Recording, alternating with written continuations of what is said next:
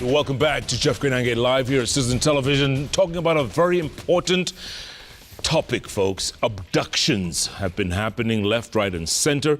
And I tell you, there's been many deaths, many abductions, and unaccounted for, more than 24, and they're still going on. As early as last Sunday, Maria Sarungi over there on Zoom, because of her safety, she was abducted in broad daylight, driven around up and down the city of Nairobi until she was let go because of an outcry, global outcry.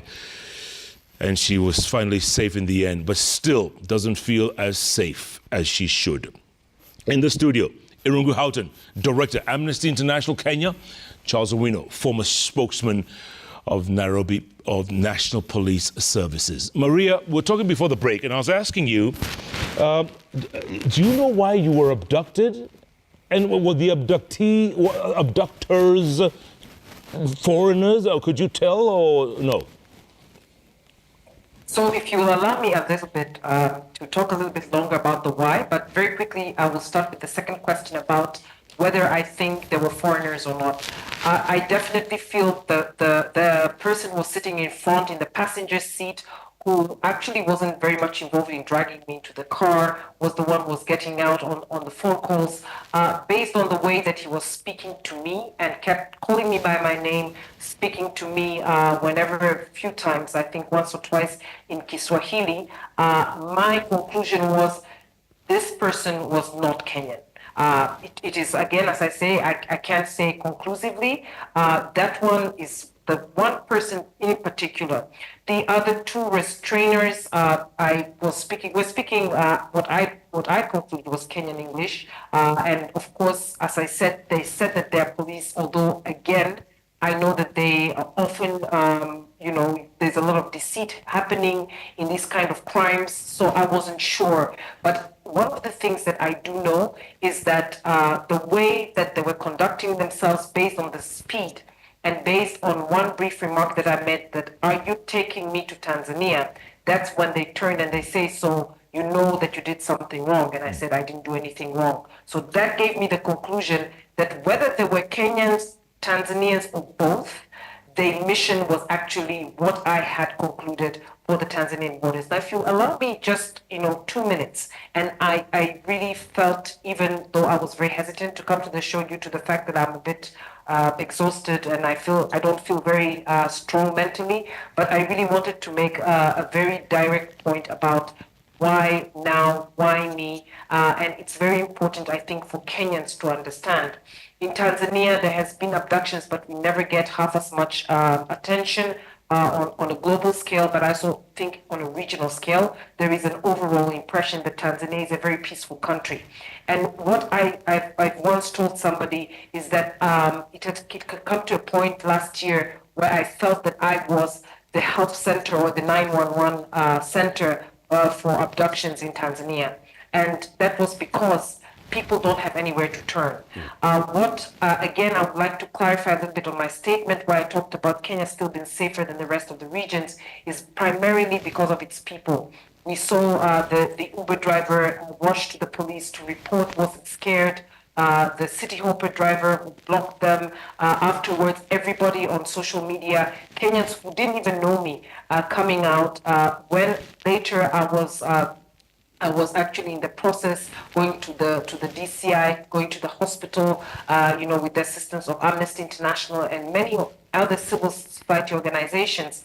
I just realized what the safety network means. And allow me again a little bit to talk about two very quick examples. One example is about a case which got international coverage, which is the murder of a political opponent, Ali Kibao, who was taken off the bus by armed men, was found next day murdered. And I would like to say here that night when they took Ali Kibao, I received a message from his son saying, "Please help, my father has been abducted." And I never felt so helpless at that point in time. I remember that I was quickly trying to organize to get a poster out and to tweet about it and to tell Tanzanians, please tweet about this. And Tanzanians are not very active on social media, very active on Twitter X, but not that much. And when he turned up dead, I felt very bad. And his son wrote me a message and said that he really didn't know where to turn, and the only person he could think of was me. And that is very painful. There is another case of which I feel very personal about, of a young activist, another Gen Z. He was very proud to be called a Gen Z. He actually had the occasion to travel to Kenya. He is, and I still want to speak in the present because I want to keep up hope, he is a great admirer of Kenya. He loved the whole process about the constitution. He was following very closely the Gen Z protests, and he also is a member of the political opposition. He was taken with two others, disappeared, never seen, but the court in Tanzania dismissed the habeas corpus case, which means that today there is nowhere for people to turn. Even if this happens while in Kenya, you still have the civil society, you have the courts, you have got the law society being functional and being meaningful. You also have civil servants who I think are still holding on and trying to keep up professionalism. Very quickly, I would like to appeal to one thing. Kenya needs to continue to do better and continue to be the beacon of democracy. And I'm saying this very passionately because I know for a lot of us who are coming from other countries, we want to feel safe in Kenya. We want to see the present day or any day government, the state, the people continue to argue about politics, argue about democracy, argue about whatever it is, but to ensure that it is done within the rule of law. So very quickly, because you want to know a particular reason, I was targeted recently by one of the government-sanctioned bloggers who was saying that specifically myself and another journalist, Eric Kabendera, we need to be eliminated, we need to be dealt with by the government. And there was a lot of talk about me being involved in one way or another to inspire people. So that was one, but two, this is an election year in Tanzania. There's a lot of other such cases, including recently a former opposition leader, Dr. Slaa, has been detained. He suddenly has disappeared in the jails.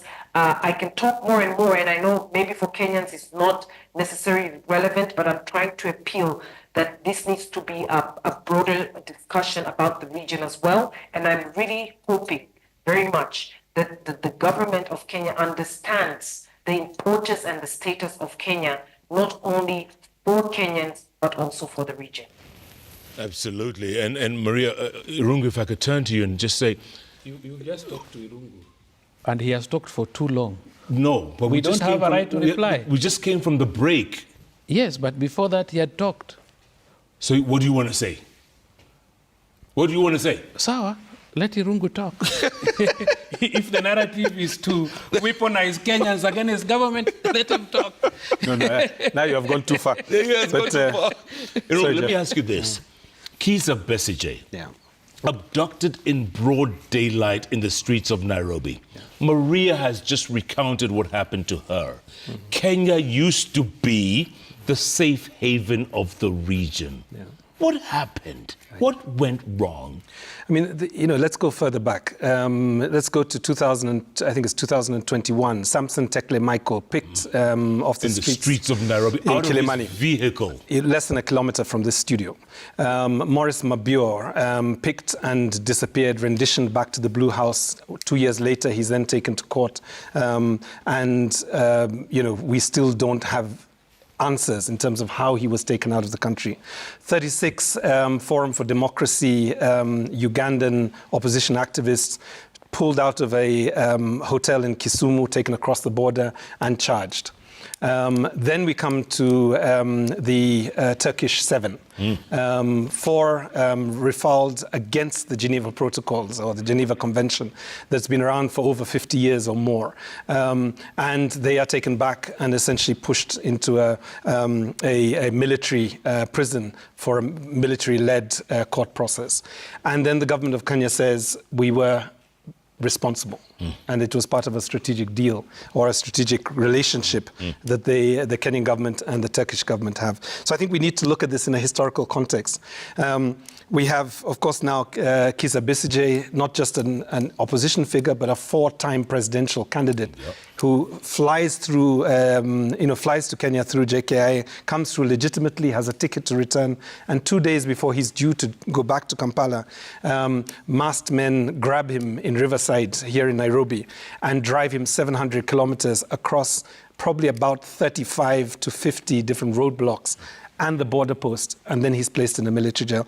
So, Maria's experience has been really, I think, a culmination of many human rights violations. And those are just the foreigners, if I can use that word, who are on our soil, either looking for protection or are simply visiting. When it comes to the Kenyans themselves, I think, we heard the case of Macharia Gaitho, who is abducted while in a police station, a place that he had gone for sanctuary. He is grabbed again and taken, and within a couple of hours, we have a statement from the police saying that, oops, sorry, wrong Gaitho. Mistaken identity. Mistaken identity. So, and then the president has spoken a couple of times, and the most recent one, I think, was the most important one, where he said, I have heard you, when he was speaking to Raila Odinga, I have heard you, I will bring this to an end. And within 1 week, 5 human beings are not allegedly released. They are released into the public, not taken back to their homes or where they were abducted, but essentially some of them even dumped 100 kilometers from where they lived. So I think there is a clear pattern of enforced disappearances. And it's important to, maybe just on the legal perspective, and I'll stop because otherwise Charles will tell me I'm talking for too long. But it's important to recognize that abductions are only part of the process. Under the International Convention against enforced disappearances, it is described as cruel and inhumane punishment. It is not just the detention, it's not just the blindfolding, it's not just the deprivation of water and food, it's not just the constant interrogations or the stripping of the abductees, like we've heard from Bernard Kavuli, that he spent a lot of time naked in a cell. Just humiliation, really, that we're seeing. And I think what we have to argue is that if we cannot see justice and accountability in our courts and from the Office of the Director of Public Prosecutions and our DCI, then unfortunately we're going to start looking for regional and international courts to be able to get justice. Charles Owino. Yes. Number one, I'm happy that Maria still believes Kenya is the safest heaven in the region. This is relative, Charles. Yeah, no. And that is why she cannot go back home. She's here. If she felt threatened, she would have gone back home. So she understands what's taking place. But that is not the case. There are a number of issues that I want us to discuss. Patriotism to our country. 2 mistakes don't make a right. What I'm saying is that we must be cognizant of the fact that we look at what has happened in the regions. We should try our level best not to radicalize Kenyans against a legitimately elected government. I just saw a senior politician saying that they should go to State House, Kenyans should go and remove the president. That one is criminal in itself. Thinking that you can, not even thinking, you can do it. They did it in Sudan. People got excited.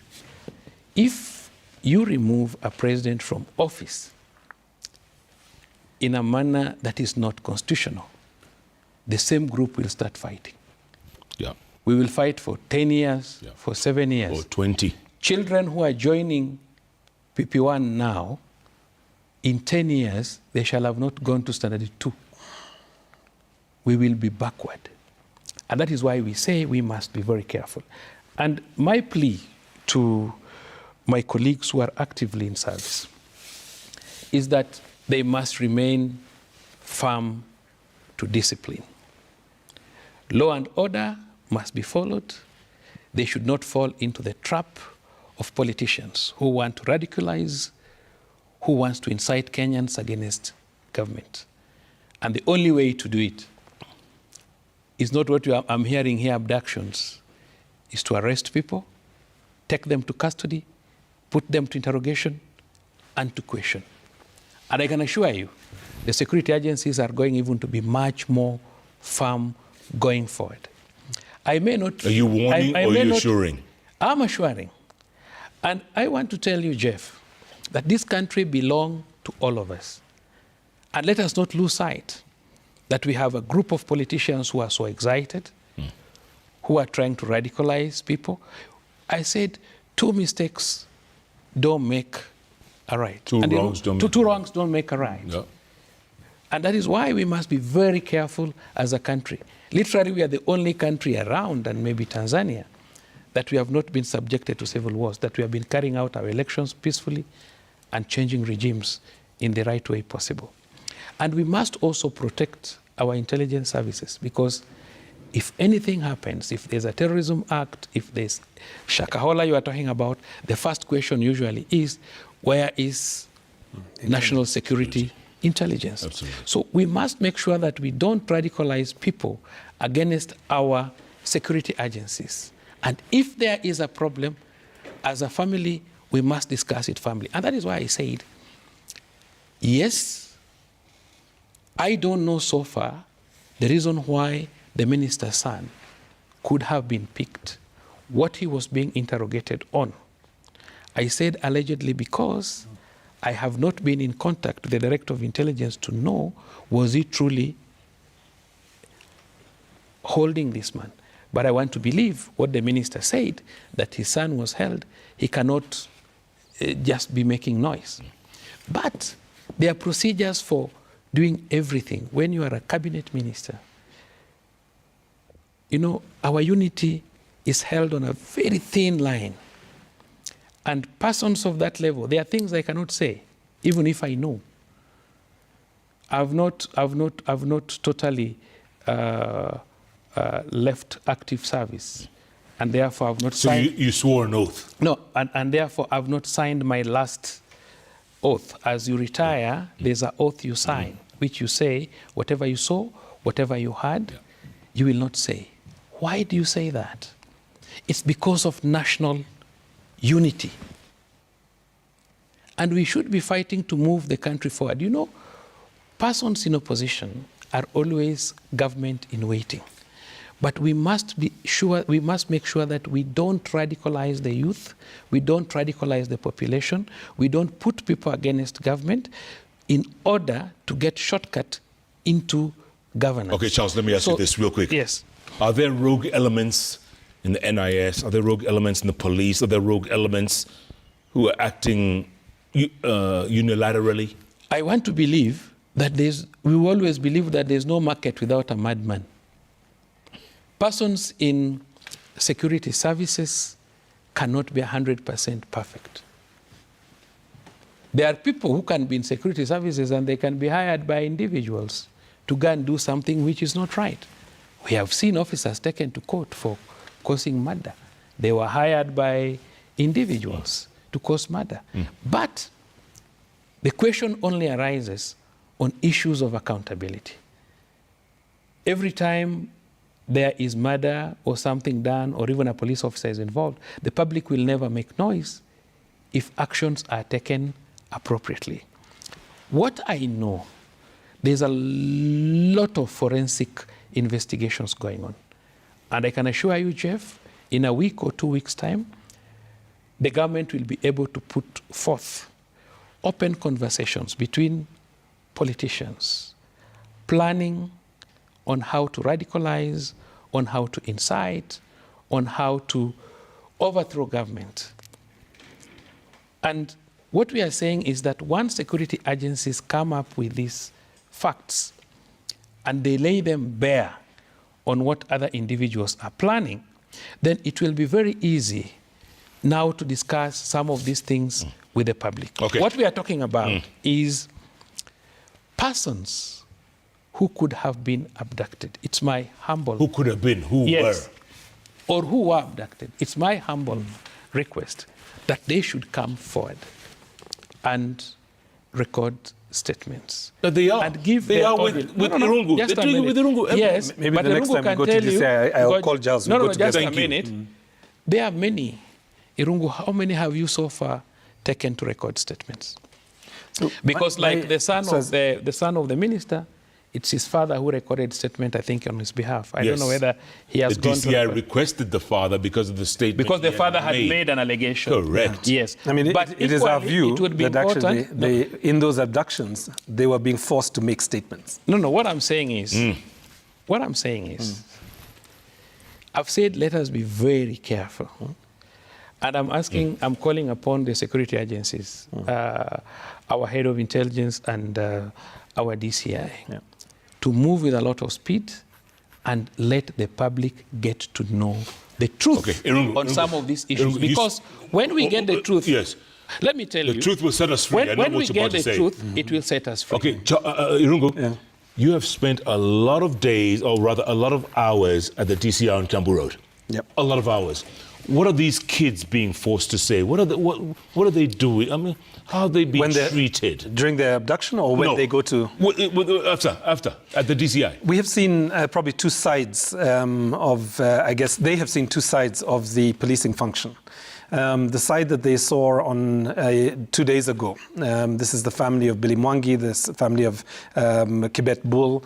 They saw courteousness. The officers received them well. They took the statements. They were there for about 2 hours, and they made their statements.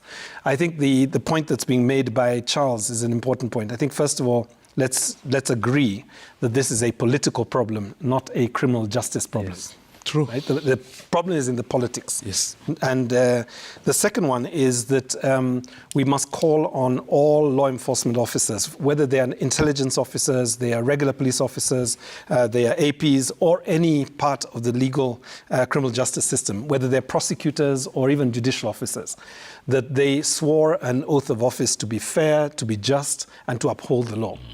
That's the conscience that we need to see showing up now. And let me just say that half a truth is often an entire lie. So it's not just not saying the truth; it is hiding the truth. It is massaging the truth that actually creates the lies and the deceit that we're seeing. I would really hope that at a time like this, given that we have had the revelations, given that we have had the testimonies of these very brave young people who should never have been subjected to this kind of violence, that we would have almost like a Damascus moment, where Saul, who spent most of his time trying to incriminate Christians, would see a blinding light that would essentially turn Saul into Paul. Right? And I don't think it's just at the head of state level. I think it is at all the levels.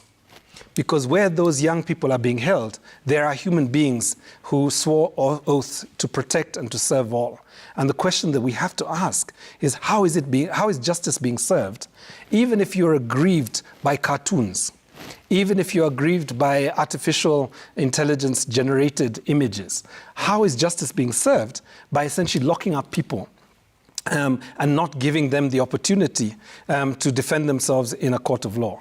So I think we have to say that Amnesty can do what it can. What I fight for in this country is I really fight daily for a country that you, Charles, Jeff, Irungu, all the people watching this, we can be proud of this country. The country that is described to us by Maria. That's the country we have to fight for.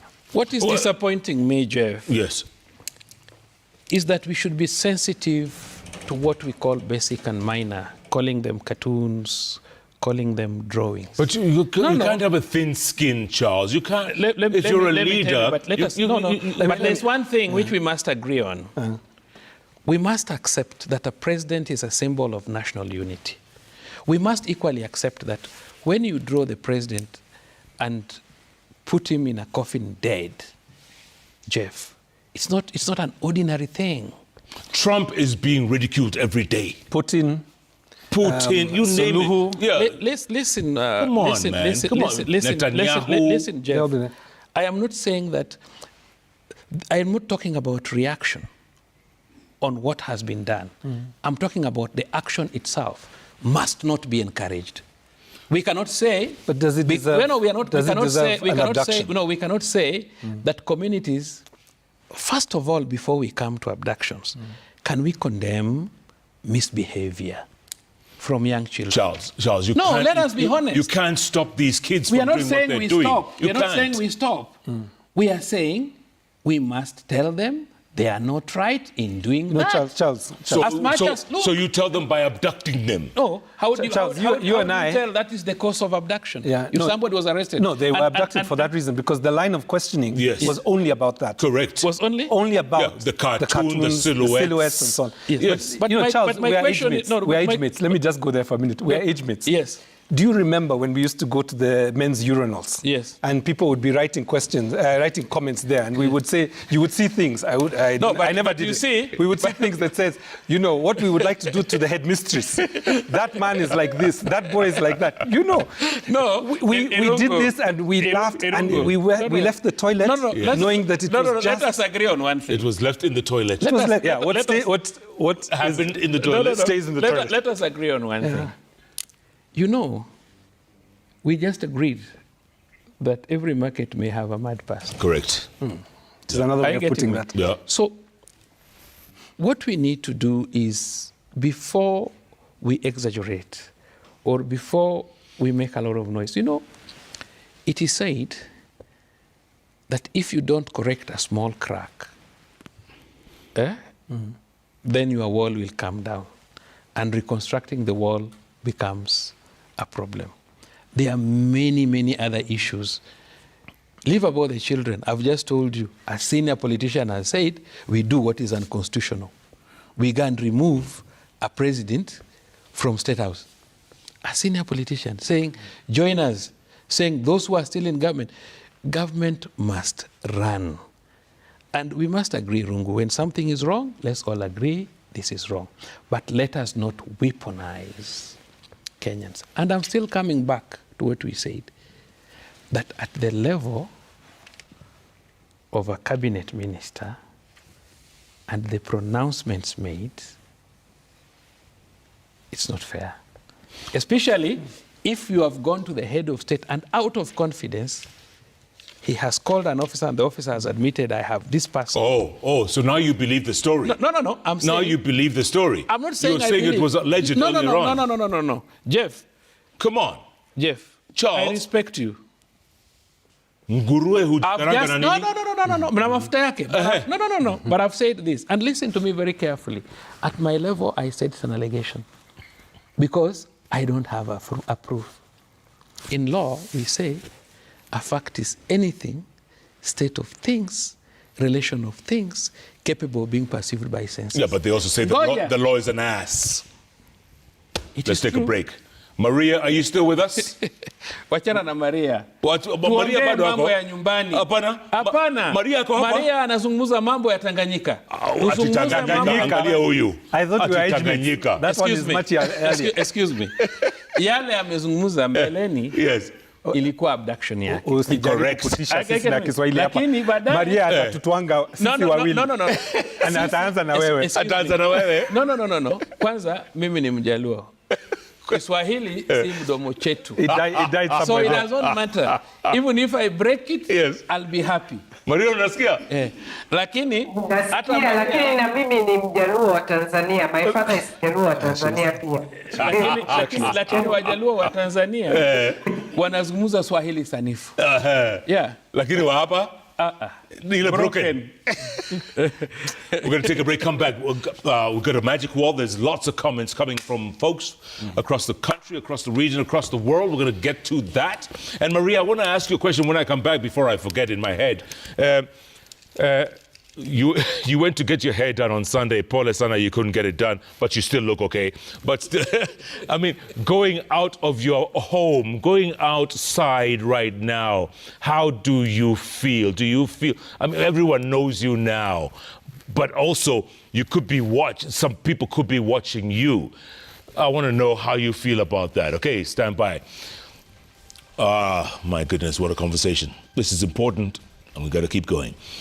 Keep tweeting at Kunanga Jeff, at Citizen TVK. The hashtag is JKLIVE. JKLIVE, 6 break. We'll be back in a moment.